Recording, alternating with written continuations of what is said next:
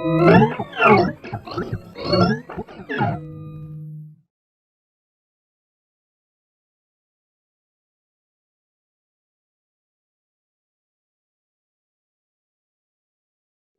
good afternoon. My name is Daniela Zyman. I'm the artistic director of TBA 21. I'm very pleased to welcome today Madison Bycroft, Léo Barret, and Nana Pinay, the collaborators of Carried Away Beyond a Rooted Condition, performance that we had held in June of this year at the Botanical Garden of Cordoba. The work was co-curated by Barbara Casavecchia and took specifically place in one of the backyards of the Botanical Garden with a very large pool centering the square. I'm pleased to not only welcome you all, but also to initiate the conversation that we are trying to have both around, the genesis of the work, how it actually started with the previous work that I've seen in September of last year, and perhaps, the specific configuration of the work as it came together in Cordoba. I was invited by Matt to do a performance, and I decided to do a second edition of a performance that I'd previously done at Centrale Fies in Trento in Italy.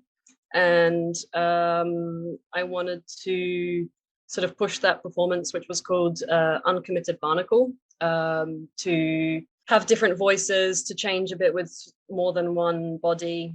And so we sort of collaborated on a second edition of that performance. So when the invitation came from you to do a new performance, I felt like it was a pleasure and also fitting that we would again work together, but perhaps in a more collaborative way that didn't have such a strong anchor or origin point. I think that there are some things that carry over from the previous performance, but it is also definitely a different work that was co-created by the three of us this year.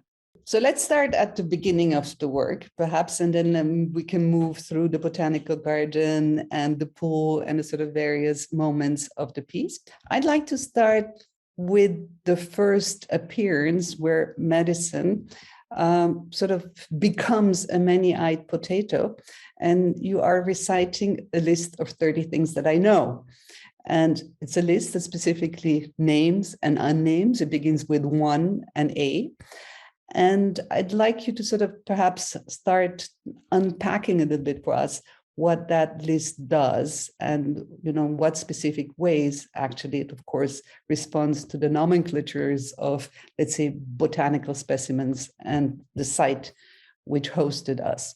Yeah, I mean, I think we decided that we were interested in a performance that had like a very simple narrative structure that was a movement. Originally, it was going to be a movement from one place in the botanical garden to another place. And then because of a series of practical reasons, that shifted and was rearranged and ended up being from the front of the Ethnobotanical Museum through the museum to the fountain behind.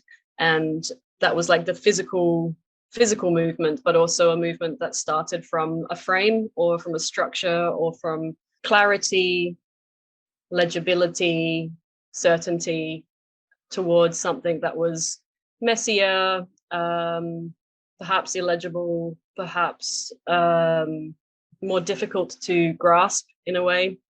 And so this beginning point was almost like an object to move away from, I suppose, or like to think about how can we set the ground or a structure that is clear and easy to understandable, and it's something that I'm very interested in, economics of understanding or like exchange and how that can be consumed. And so this moment I think is quite easy, or at least follows traditional ideas of consumption of information, I suppose. I think that it's fun that you're talking about like how things are understood throughout the performance, but like that first part would not be understood by children, and what is like an illegible would be. It's like verbatim, clever, blah, blah, blah, dictionary entry, but that's the least graspable in terms of like just emotions or feeling in a sense. Yeah. I think we spoke a little bit about it, sort of as if it was borrowing a little bit from like almost like conference speaking aesthetics, or like what does it mean to present an idea, and it sort of played into this kind of presentation of knowledge, I suppose. So that's a really important point, that it was like definitely playing into a specific way of understanding text and language and meaning that is quite hegemonic in a way, I suppose. So yeah, as you said, I was dressed as a potato and sat in a pile of soil and read this list of 30 things that I know, which was also at once like sincerely talking about what I know, but also maybe undoing what I knew at the same time, perhaps. And also, if I can add to what you say, like one of the first ideas that we had was that one character would present another, and for like practical reasons, we decided to do something else. And I think that's quite interesting that like in this manner, it's how this character or form, shape, figure present itself, like think that it has to front the world in a way. But I think there's something interesting in what both of you said just now, which is in a way the role of the visual, of the sort of visual regime in the work, and the textual. And both of them are very present also in this particular performance. And they basically almost in some ways contradict, I mean, just as you have contradicted yourselves almost, I mean, not contradict, maybe that's a too binary way of seeing it, but complement at least, no? They complement each other, but they're sort of function on different levels. So perhaps we can talk about the role of text and, you know, what you see other than sort of the declamatory value of pronouncing a statement, no? Of making an ouverture, really, no? to a certain scene. What else does text represent to you in those particular situations? And how do you write it? How do you use it? How do you write it together? How does it circulate? What do you want to achieve with it? And why? I think the texts were great spaces to explore how we use structures to make intelligible things, and in the same time, using those part of the structures, so words, to work against intelligence, or work against like certain meanings or certain way of understanding. And like for writing them, we had those kind of protocol and exercises for writings that we did when we were in residency in Marseille. And I think, like, well, you said that they were a bit in contradiction together, but I really think that, that indeed it's not as binary. It's more like it helps us to play with structures and to bring also imagination or comprehension to other situations. Like the thing is that we set ourselves some writing tasks, but we did so for many other things in the performance. Yes. Correct me if I'm wrong, but like structure erupted from like tasking ourselves to like come up with a narrative. Also like ideas that we wrote later became like images, or just ideas that like wandered through the performance. And all those like how the text came was like, we set ourselves a task. I don't know, write about this, write the monologue of this one, write that type of thing. And then we just like either took ideas, images, or just a bit of one came into the text of the other. I think it's clear also in my mother, father, my father, mothers, like how the text helps to kind of build a genealogy, but it makes it in a way that it became really absurd. Like at some point where I think sometimes we reach a point where the text, which is normally used to help comprehension and exchanges of informations, just is used in a way that we lose information. but we still use text. As you know, I'm quite interested in that sentence. No, my father's mother, mother's father. That really intrigued me, together with the A and the specific A that you have been using, which is the alpha privative, as I found out. Took me a while to research. And perhaps I'll read a sentence and then we can sort of talk about that and see how you react to that. So I'm interested in it because there's sort of that moment of disfiliation, no, in it. So you are interrupting through that sort of logic of continuity, the linearity in a certain way of filiation, which makes you an attribute of someone, belonging to someone, belonging to the family. So disowning a name is a disqualification of the inherited or attributed lineage.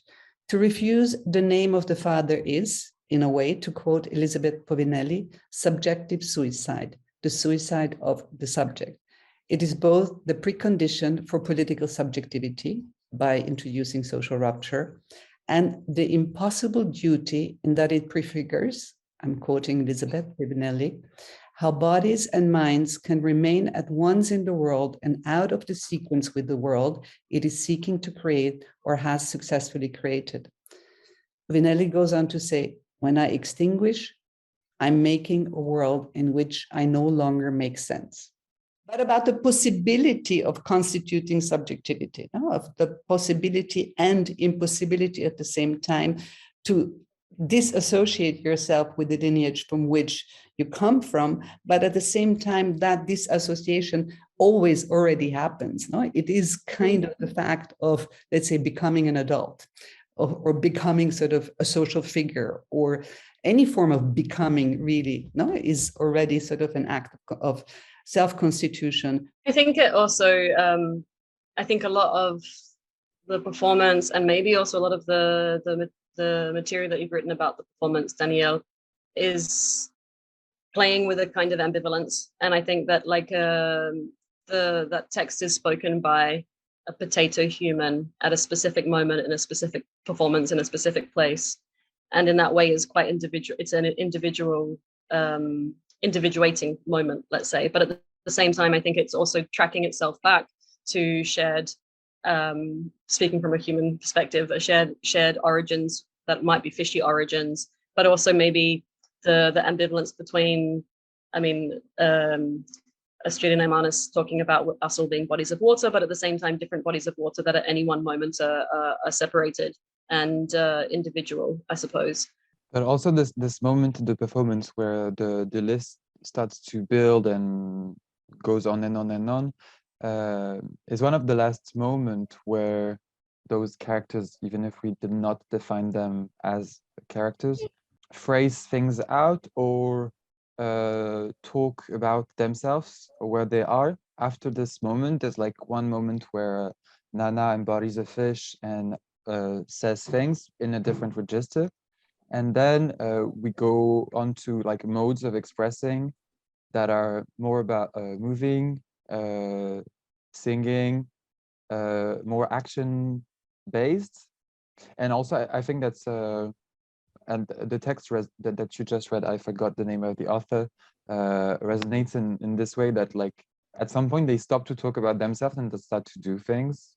There's a rupture in this moment that comes when like one has gotten to the end of their bloodline, if one may say so. Perhaps another question around the sort of same topic, which would be, is it necessary to sort of extinguish the lineage as an act of self-constitution? Is the possibility of becoming water, of becoming fish, of becoming any other entity or psychological entity or physical entity or whatever, built upon the deconstruction or the extinguishment of that what you are? Or is it in another way sort of a built-in phenomenon of becoming? Or desedimentation or is also contingent to what it has extinguished or relinquished. So it's also not, well, I don't know. I mean, I would say that that we can't just invent like something from a vacuum, and that those histories and contingencies also play into what a new voice could be. I really like this, how bodies and minds can remain at once in the world and out of sequence, because I think that there is then this kind of separation that happens where you are at once part of the thing that you were just with, but at the same time someplace else perhaps. I agree with you. I think that out of sequence part is really the sort of really interesting part of me, because I also believe that, or I do believe that any rupture that you perform will always have something of the before in the rupture, the same way as we sort of describe filiation as something that can never end and is always sort of part already of what constitutes you. I think what we can do is sort of, let's say, reshuffle the game of cards. We can reshuffle, we can restructure, we can work with it as productively as we are able to, but completely extinguishing, the sort of elements that that we bring into our lives. Is perhaps kind of an impossible idea. Well, I think it's also, you sort of touched on the use of the A as a prefix that becomes a negation, but I also like the double meaning that can be possible, where on one hand it can be a negation like atemporal as without time, but at the same time a space temporal as one temporality of many, so that it's also not saying that it's not a lack or something, or it's not an absence of something, it's something in relation to many others. Don't know if that's too abstract, but in the language of like performing and also acting, even if that was not an act or like theater of any sort, that was theater but like in a different way. I think we always talk about the embodying, incarner en français, being a channel for something, interpréter, those family of words. And what you were saying earlier about like lineage and stuff, I think in the performance we like phrased it out this way, structurally, dramaturgically. It's also this idea of like lineage or breaker of lineage or rupture or continuity. It's also about, maybe it's not just like going to the extent of like knowing where you come from and then becoming, or like cutting links with like what you've been, but also like tracing what is like rooted, what is like in the deeper layers or more like ephemeral layers, and then trying to put it into action, and in that case into performance, into some kind of show. I think that's very beautiful. I think because it's perhaps what I try to say, becoming a verb, like verbalizing, or not, verbing probably is the word. I don't know. By verbing it, by acting it, by mobilizing it. Basically, concepts become something else. Concepts are only concepts as long as they remain sort of in the, let's say, in their cognitive kind of textual format. But what happens to them once you incorporate, once you enact them? And on what you say about like saying the things and then having them have a different life in the physical world, I think that we were interested in the idea of some sense of magic, some sense of activation of a world in the performance, ideas about like creating a universe and then like mobilizing it, activating it, and those texts, those sentences, to some moments, I think act as like formulas. Like once you phrase all your genealogy, then you're being owed of like trying to see something else, for example. Like I think those are ideas that like we were leaning towards, like another vocab of like more magic things, more like opening gates to different worlds or perception in some sense. And also maybe it's a little bit what you're saying, like that we were activating, but also being activated by these things that we were creating together, that there was this kind of and maybe I didn't quite understand the second part of what Pavanelli says about making a world in which I no longer make sense, but maybe that's kind of also like if you were to put inverted commas around the I there, then it would be like the idea that by being activated by this world that we were also co-creating, and also collaboratively, the three of us hanging out, spending time together, making something that we would never be able to make alone, responding to each other. It was also a kind of creating a world that doesn't make sense in a traditional form. And I think that was part of the reason why we were interested in moving away from this initial point of the framed text towards something that was created by the three of us in a way that maybe doesn't necessarily make sense, and hence the difficulty of having a coherent conversation about it to explain and describe what was going on. So once you knew about the site and the garden, you were interested in starting to sort of research what the botanical garden contained, what plants had. So what did that sort of, let's say, specific location do?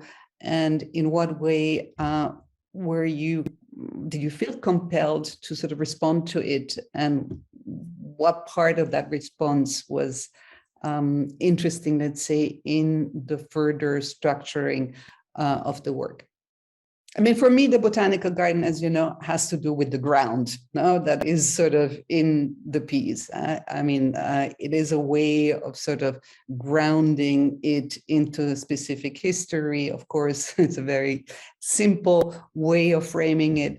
But in a way, if we have the ground and if we have water as, let's say, at least two very strong elements in that performative setting, then the botanical garden sort of functions in a way as the ground, no? Whereas the dissolution that happens in the water, and therefore in the sort of second part, let's say, of the performative action, is almost scripted by the sort of botanics, no, and its history and its sort of its history of as an archive. No? That's perhaps the reading that I give it.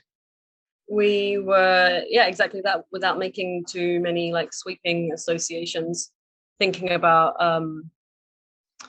the naming practices of a botanical garden, for example, as being one that's based on recognition, or that there would be certain characteristics that you could recognize things by. And I mean, specific plants also filtered through the performance in different ways, or specific ways of movement filtered through the performance in different ways. But I think speaking more generally, I mean, I was thinking about like the narrative structure of moving from something solid or framed to something less easy to pinpoint, as also a narrative structure that differs from like a traditional story arc that arrives at this moment of recognition at the end of the story, that it doesn't sort of necessarily offer you this thing to recognize or to consume, or and that perhaps then playing with those things in conjunction was also like performing the space, or performing what a botanical garden,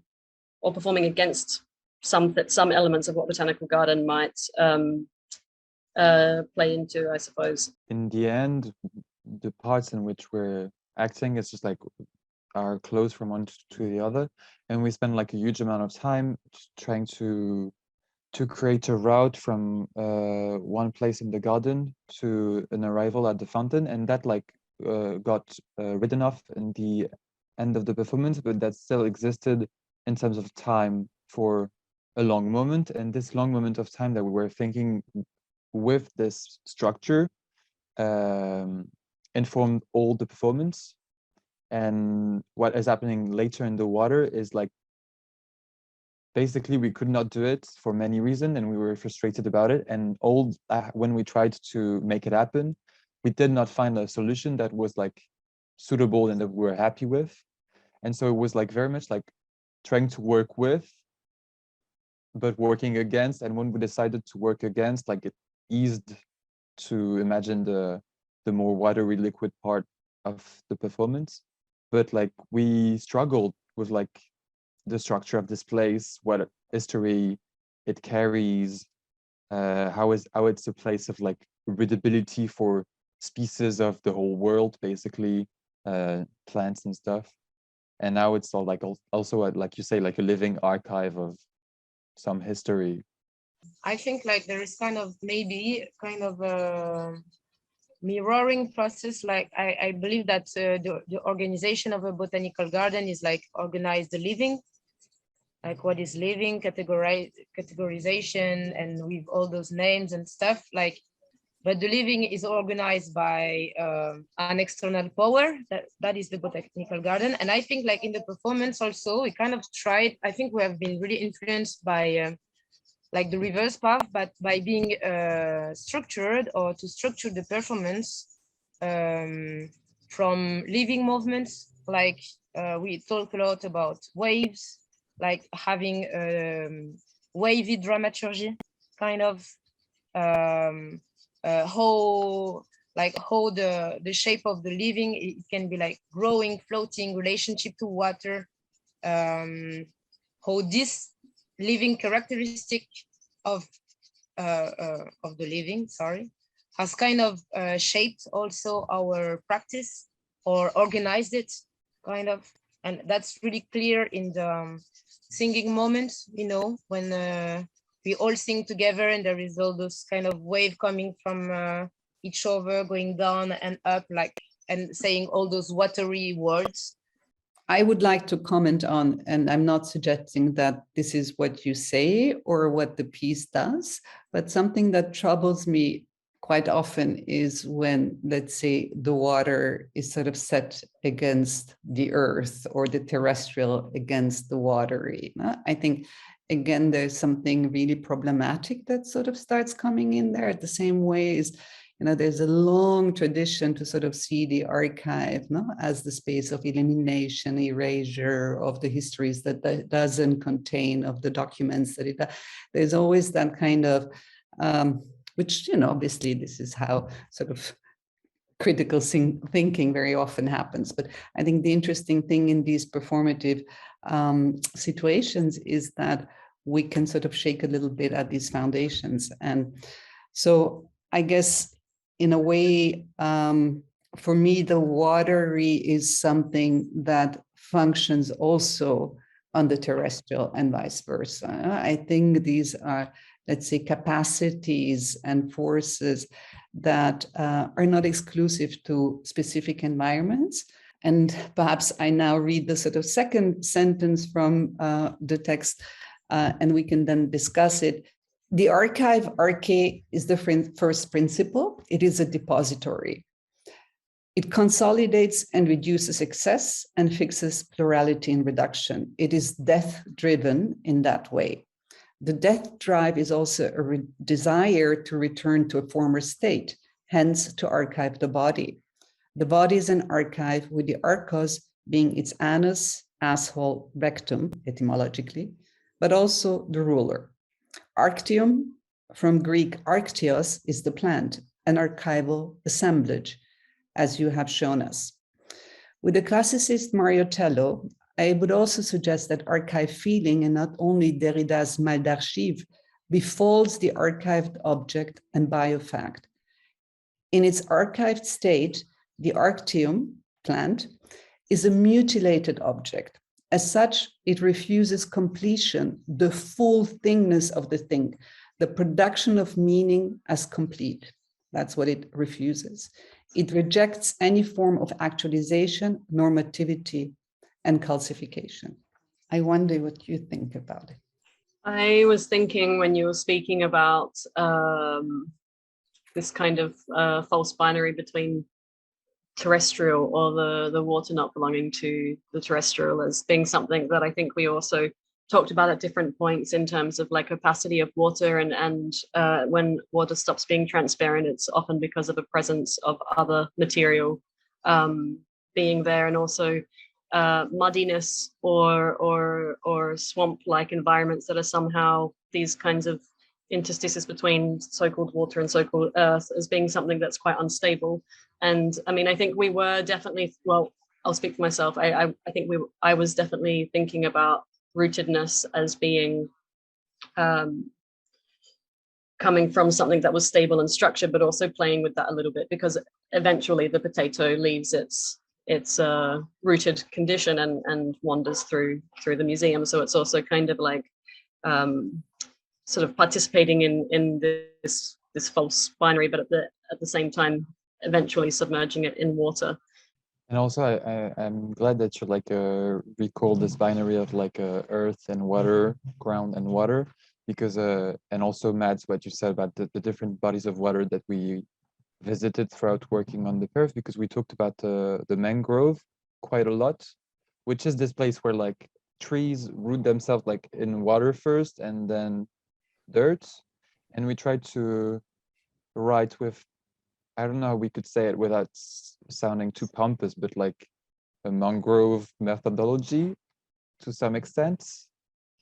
I think we kind of blurred a bit this kind of distinction between ground and water. Also in the other, well, there's the sound things and stuff, but also the characters that we embody, like this walking fish, I mean, which is also in the same time, sometime in the water, sometimes walking around on the edge of the fountain.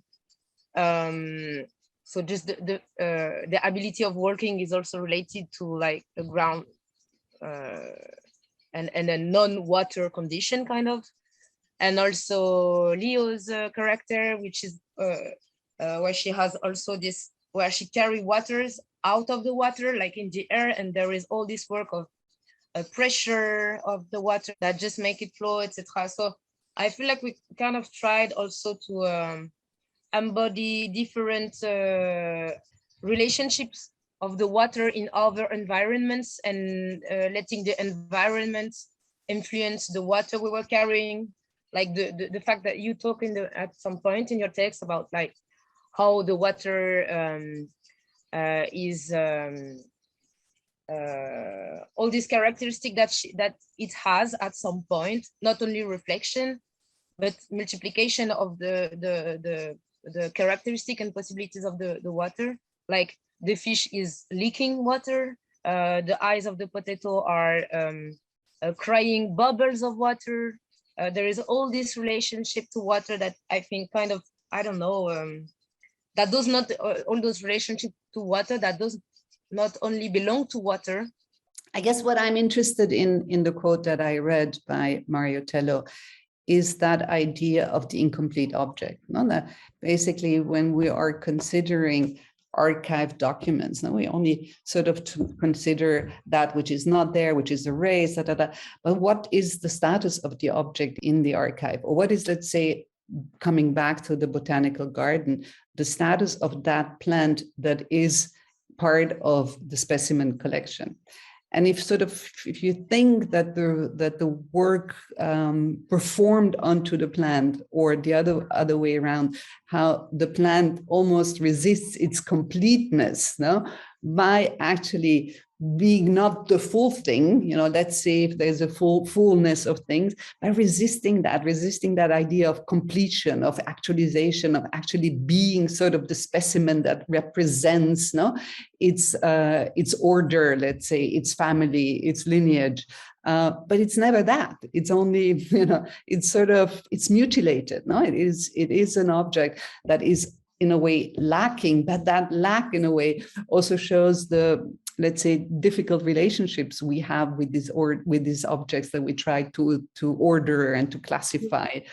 I kept thinking, I get very caught up in grammar structures and different forms of verbs, and I mean, recognition again being something that is graspable and complete, and that like a transitive verb or one that takes an object. Yeah, and that thinking about things, I mean, there's also intransitive that doesn't take an object, but there's also ambitransitive where it's sort of both taking an object and not taking an object. And I think that maybe I often make to like a large associative statements, but I feel like in some ways that's kind of, I would think our performance was ambitransitive in that way. No, I think that's interesting, because it sort of comes back to the second part of the argument that I tried to make, which is, you know, what if we reverse the order between resistance and affirmation? No? What if we actually didn't think that resistance means resisting a power, resisting a reading, resisting the archive, resisting domination? No? What if resistance always is existence? No? If existence precedes resistance? In a way, by sort of setting up resistance as something that is only a counter movement, we deny resistance actually its world affirming possibility. No? As if, let's say, very simple example, the classical countercultures of the 60s didn't have a worldview to affirm to start with. No, if it was only a counterculture countering, sort of capitalism and whatnot. It's interesting that you bring this idea of like existing before resisting, because we were thinking of plants and seeds for the performance, and I think that they have the same movement. Like they are a seed, and then they break through the mud, they resist wind, resist bugs, and they're not doing that in a conjuring way or in a aggressive way. They're just like vibing through the soil, and so existing and resisting, and those kind of like behaviors that comes from like natural ways of like plant ways just erase this lexicon of aggression or violence or martialism in some sense. So I'm glad that you mentioned it. Now, just to jump on it, I think like the way we use the term resistance, even in the way that Leo described it, like it just belonged to the living. I believe that resistance just belonged to existing, and that's it. Like, even if we use it for to talk about fighting against political structures or dynamics of power, I mean. But I think in the way you described it as well, it sort of shows the intelligence, the creativity, right? That's, I think, what we're trying to get at, no? That it is actually an act of great intelligence to let's say, negotiate the powers of the earth, no, or the power of wind, while a small plant is going. It requires incredible adaptation skills, we would say, I think, in classical botanist terms. But this is a form of intelligence, a creativity, a form of using the capacities within you, rather than resist as a form of, I have to fight my environment. Huh? Yeah, and I think in a complete biological understanding, the livings that doesn't resist or push forwards their limits just don't live or end up or extinct, kind of. So if there is not this resistance or this potentiality, like if there is no resistance, you talk about potentiality in the seed or intelligence and stuff. But it means that whatever living doesn't have this or doesn't produce this intelligence is just going to end living.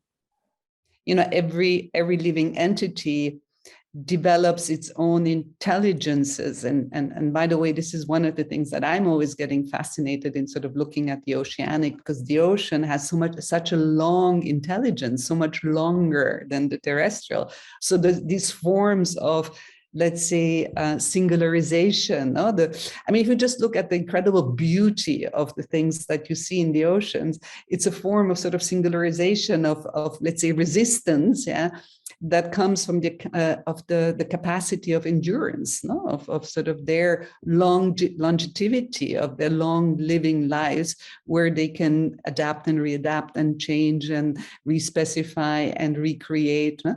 These manifestations of plurality that you find, ocean versus earth, let's say, also shows that these are intelligences that build over time. Yeah, but adaptation is another way of resisting death. Like even the new creativity, new path that one singularity is going to take to survive death is like, so yeah, this is not antinomical. When we first started the discussion, we described the scenery in front of the ethnobotanical garden with Madison being this sort of many-eyed potato creature. We talked about the text that you were reading. And where are we now? Once we left the ethnobotanical garden, where did you move towards, and what are the characters that appear in this moment? And perhaps each of you can quickly characterize, describe these characters and where they come from and how they perhaps visually build a certain personality, a certain animal personality in that performance. We know a little bit about the potato, but the only thing I'll add is that I think it was a nice character to play, or a shape to try to fit, because it's obviously something, a plant that starts in the ground, and so thinking about this idea of stability and groundedness in a bit of a tongue-in-cheek way felt like a potato could work, but also because of the eyes that grow on potatoes. And I was thinking about like this kind of a bit Argos vibe, perhaps playing the role of the academic, again, in a bit of a cheeky way. But then we were also thinking at one of the things about having a lot of eyes is obviously you can see from different perspectives and have this kind of quote unquote knowledge about what is happening around you, but you also have a great capacity to cry. Because there's many eyes can mean many tears. Also, at some point, the potato sheds its skin and becomes some other kind of floating root, unknown plant-like creature. Leo, what happened to you in that moment? So my character is discovered at the fountain, as well as Nana's. And we tried with my persona, character, costume, whatever. I was interested in the idea of, we were all interested in the idea of being able to carry water. So all our costumes carry water in a different way. I went with a tubing because I like the idea of like the alchemist, also the idea of just like water being like seeable throughout the costume, and also it was like a fun to play with like those different levels of like opacity or just like seeing through in the costume. And so I have a huge thing on my shoulders that is like a bucket. It's kind of like an unpractical bucket. And then I take it off and I reveal a bodycon transparent dress that has a structure of tubing. I wanted to work with the idea of like the alchemist. I also wanted it to look like a weird like glass instrument, both scientific and musical. Mine was inspired from like we did a bit some research about like the biology around the Guadalquivir, and there is like this fish, Squarius albernoides things called like this.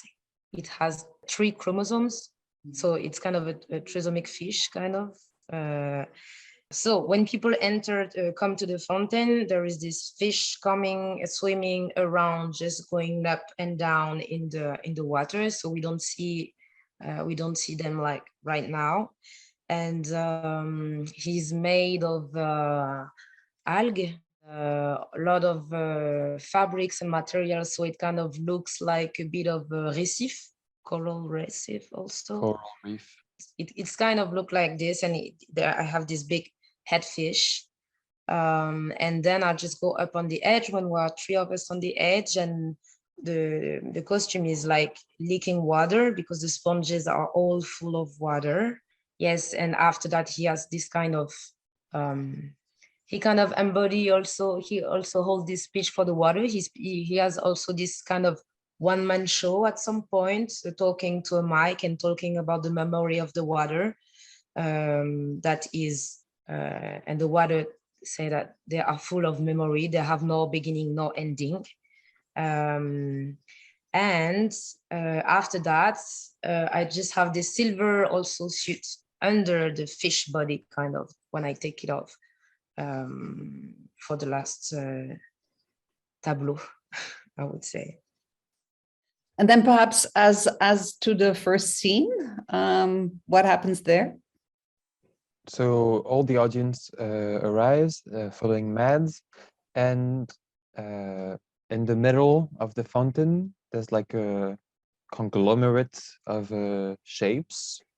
That's the first image, and the water is like rather still.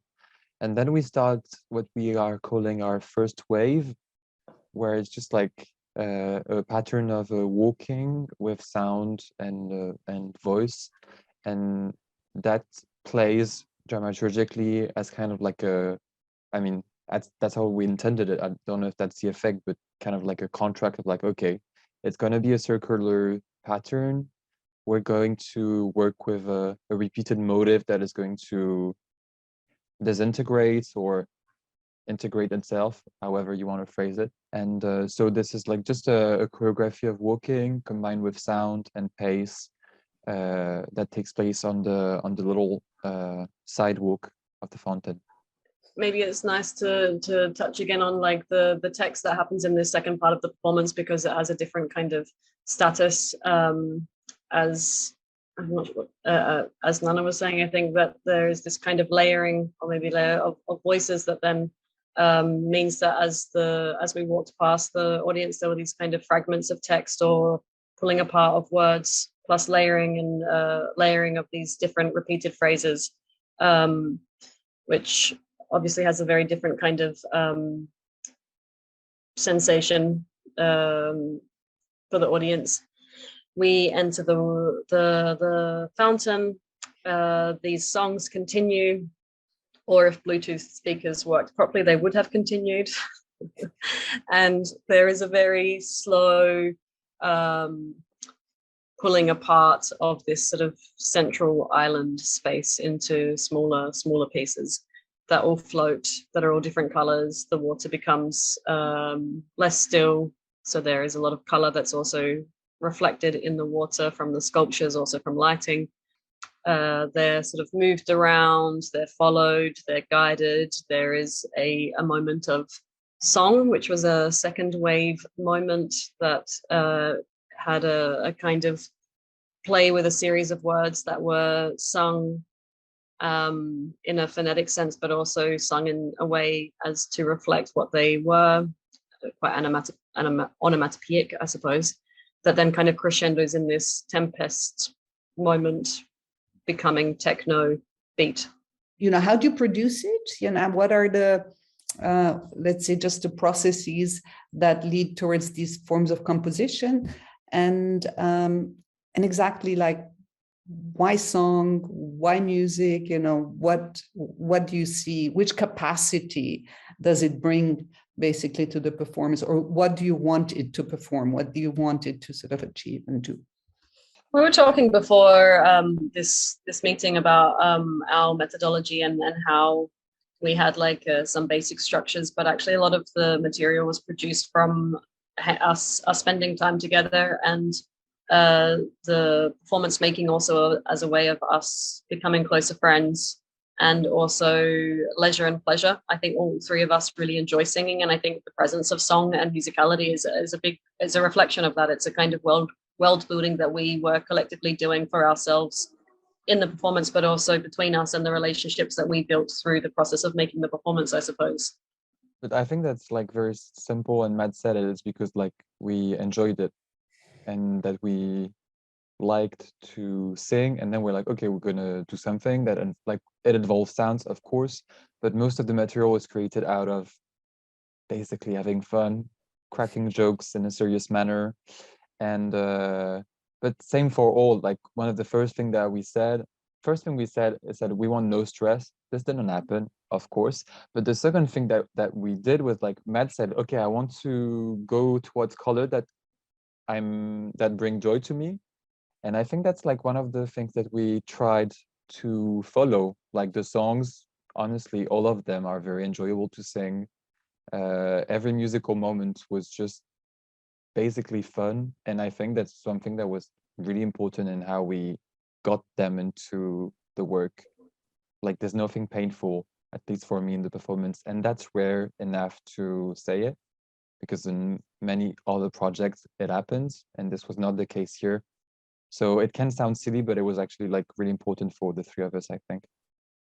Yeah, I think just jumping on the back of that, I remembered that we were at some point talking about, or I was talking about my desire to think about performance like an abstract painting, which I find difficult because I do have a reliance on something being graspable, I suppose, or legible or figurative, and then to think about, okay, well, if I was to do a painting, what are the colors and forms that I would want to introduce that bring me pleasure, and how could we translate that into a performance element that was also collective or shared between us. And I think there was also something quite intimate about our development of the second part of the performance. Like I think the singing of the onomatopoeic was also something that Léo introduced as something that she shares with a really dear friend of hers, that then we sort of emanated and extended on and played with. So it was also this way of kind of not just necessarily being the three of us as a bounded collective, but also the people that surround us and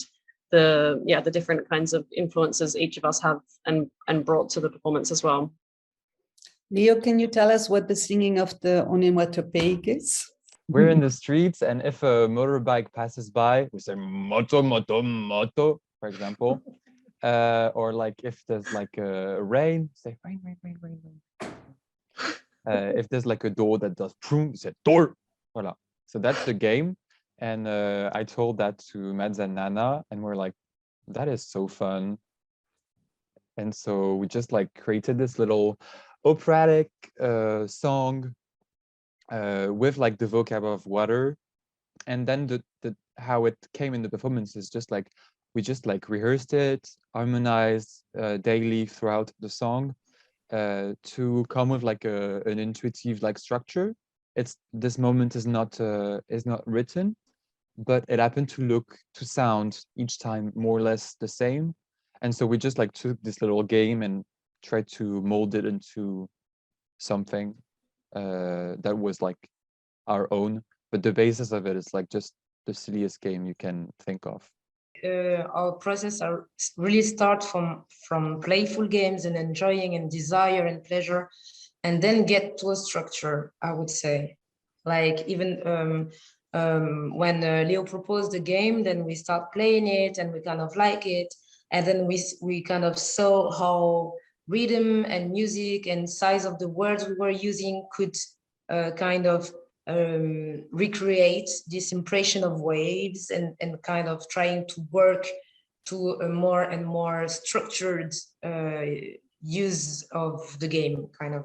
And I think it's kind of this is kind of a lot of a pattern of a lot of our protocol, actually.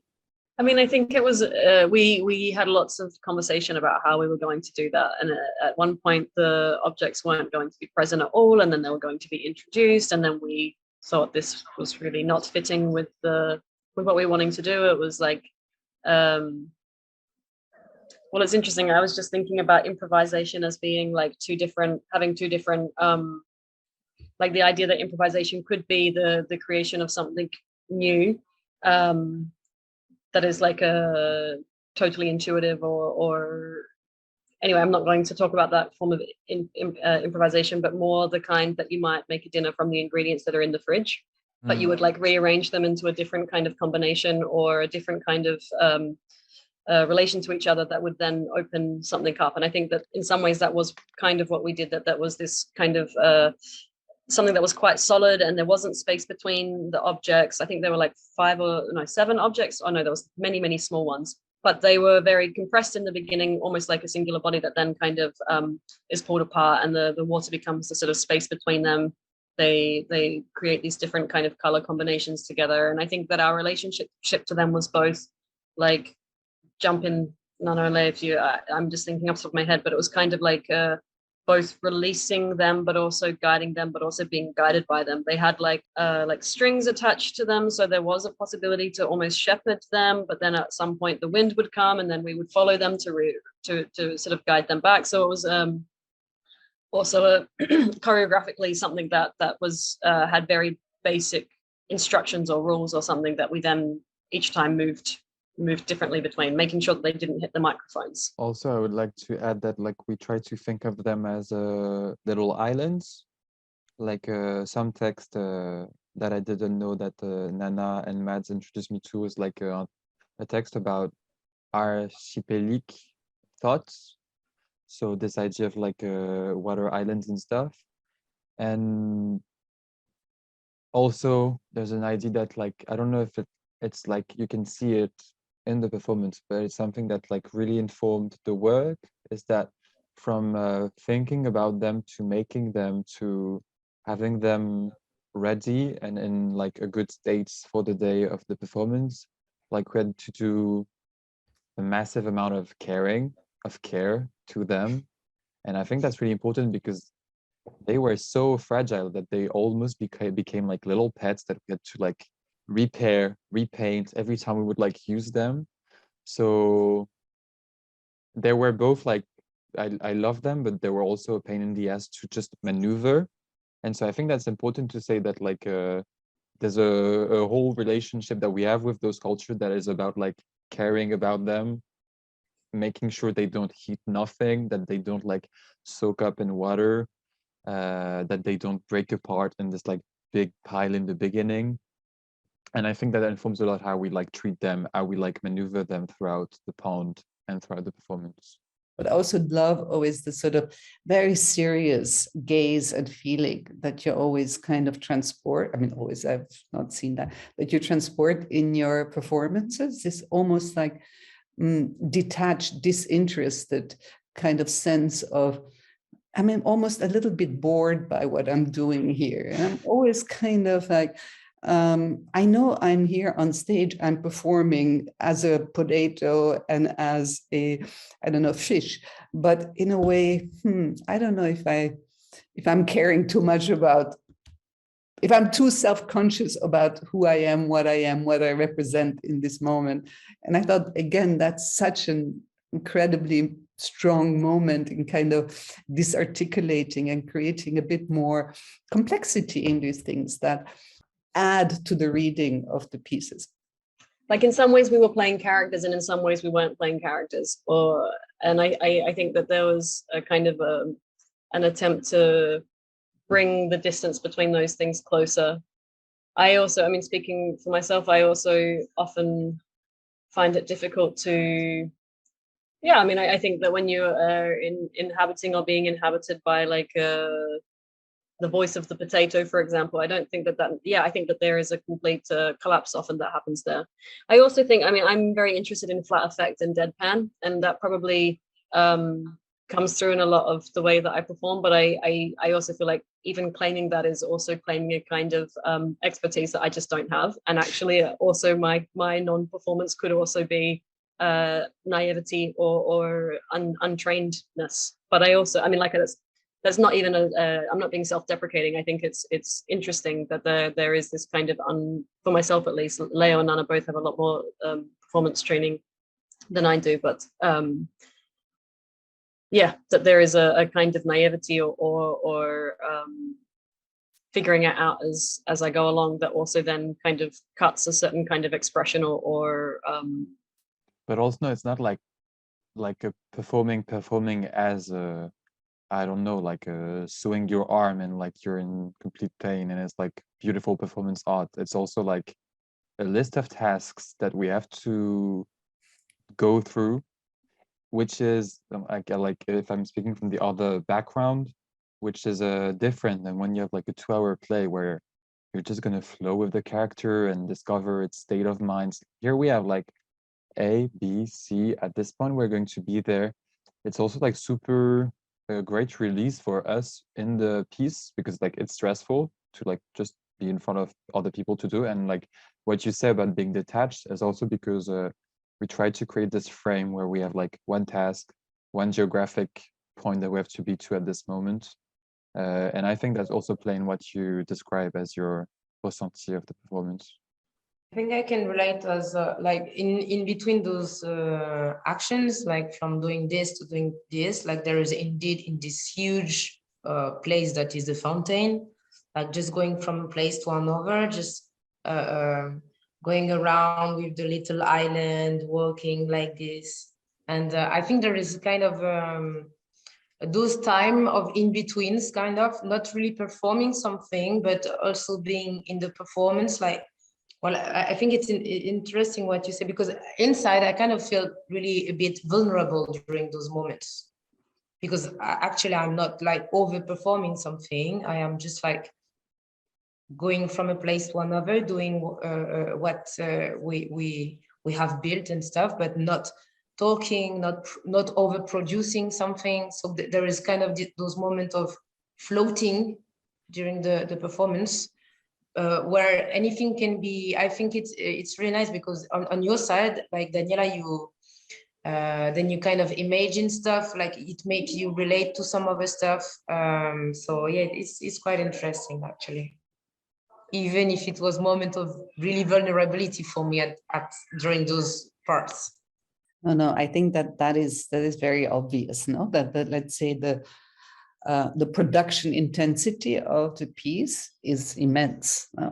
I mean, given all the conditions that are there, the props, the costumes, you know, then in Lisbon with this incredible wind, no, that happened. Oh my God, thank God we didn't have any wind. But I mean, that production intensity of you being sort of the backstage hand, or the stage hands, and the performers, and the lighting person, and the sound person, and the singers, and the orchestra, and I mean, pretty much, you know, you're sort of inhabiting all these roles at the same time without any backstage to move into, no, without any refuge. So the vulnerability also perhaps has to do with the fact that everything was always in the sphere of visibility, being both a performance and the making thereof. No? It's the same thing in a way. It sort of it collapses in the piece. So the final tableau is an image, a still image, and what was moving was only the movement of wind, where we wanted to touch on forms of unrecognizability. And so we worked with like reflecting fabrics and shapes of sculptures that would like diffract the light. So we have like silver frowns, we have like mirror heads, and we're creating this like last image that was inspired at first out of plants. We wanted to end the performance as plants. At the end, they're like silver, and I don't know if they're exactly plants anymore. But the original idea was like, at the end, we wanted to grow and live in the fountain till the audience would leave. It didn't happen, but the idea remained. So this last tableau is about standing still, facing the audience, but just being a mirror and not being recognizable. And at the same time, Nana and Mads are in the middle of the fountain, and I'm improvising a looper song, and then I join them. So that's the final image.